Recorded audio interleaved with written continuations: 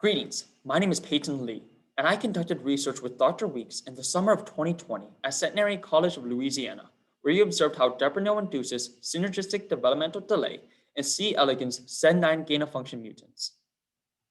Deprenyl, or salicyline, is a monoamine oxidase B inhibitor used to treat Parkinson's disease by inhibiting the metabolism of the neurotransmitter dopamine. Furthermore, deprenyl produces a neuroprotective effect in vitro by increasing the expression of the anti-apoptotic gene BCL2 in cultured mammalian neurons. This protective effect has not been characterized in patients. Interestingly, deprenyl also increases the lifespan of rats by an unknown mechanism. Our lab observed that deprenyl delays development of the model organism C. elegans, a novel effect of this compound. C. elegans' developmental rate is regulated by the BCL2 ortholog SEN9, and our lab identified SEN9 as a potential candidate for the deprenyl-induced developmental delay that we observed. SEN9 activity promotes cell survival by inhibiting apoptosis, a controlled form of cell death that is required for proper growth of most organisms. As we can see in this figure, under normal developmental conditions, many cells must undergo apoptosis for proper developmental timing. So SEN9 activity is tightly regulated. Over here, overexpression of SEN9 leads to inappropriate cell survival, which slows development. In fact, C. elegans with a SEN9 gain-of-function mutation experience a significant delay in their developmental timing compared to wild-type animals. Our objective is to determine whether deprenyl-induced developmental delay is dependent upon SEN9 activity. To test the role of SEN9 in the deprenyl-induced developmental delay, we chose to expose C. elegans with a SEN9 gain-of-function mutation with deprenyl and measured their rate of development compared to vehicle-treated animals. Due to their 3-week lifespan and hermaphroditic reproduction, C. elegans are excellent tools for observing lifespan in developmental assays. Specifically, synchronized populations of wild-type N2 and SEN9 gain-of-function C. elegans were exposed to either vehicle water or 1.0 millimolar deprenyl and incubated at 20 degrees Celsius throughout their development. Developmental rates of the organisms in each condition were scored at 43.5 hours and 56 hours. Here we see the developmental score of wild-type N2 and SEN9 gain-of-function strains on water or 1.0 millimolar deprenyl at both time points. The developmental scores correspond to larval stages that the worms experience, cause L1, L2, L3, L4, and a score of 5 indicates the 5th or adult stage. Light and dark pink bars correspond to wild type on vehicle, water, and 1.0 millimolar deprenyl, respectively, while light and dark gray bars represent the SEN9 gain-of-function strain on vehicle or deprenyl.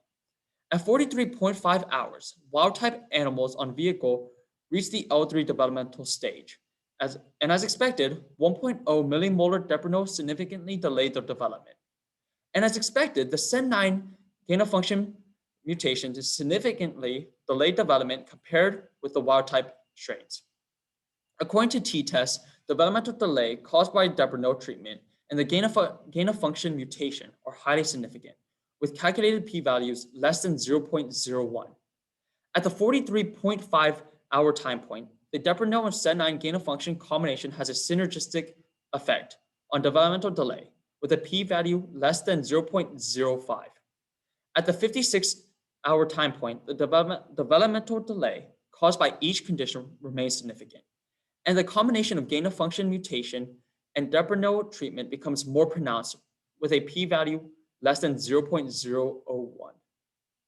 Furthermore, we see a significant difference in development between SEN9 gain-of-function on vehicle versus SEN9 gain-of-function on deprenyl, which was not observed to be significant at the earlier time point.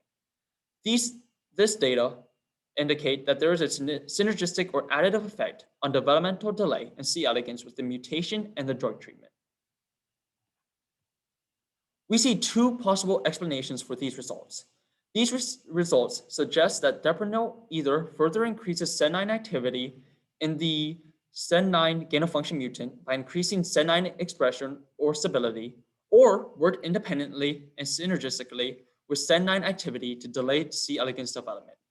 To determine whether deprenyl delays development through SEN9 or independently of SEN9, we will expose animals with little or no SEN9 activity to deprenyl and score their development. The question is, can deprenyl delay development in the absence of SEN9 activity? SED9 is an essential gene, which means that its expression is required for survival. Therefore, SED9 activity will have to be knocked down through a technique called RNA interference.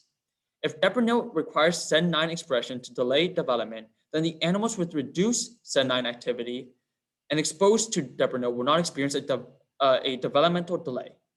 If deprenyl delays development independently of SED9 expression, then animals fed SED9 RNAi and exposed to deprenyl will experience a developmental delay. We anticipate that these findings could, 1, suggest molecular targets for improved clinical treatments of diseases involving aberrant apoptosis, and 2, give insight into controlling the balance of signaling networks that regulate development. I would like to thank Centenary College of Louisiana and Dr. Weeks for providing me an opportunity to conduct research for the summer of 2020 during the pandemic of COVID-19. And here are my sources that I presented in my research presentation. And I would like to thank you guys for attending my presentation and for your participation. And please feel free to ask me any questions, and I will definitely be willing to answer them. Thank you.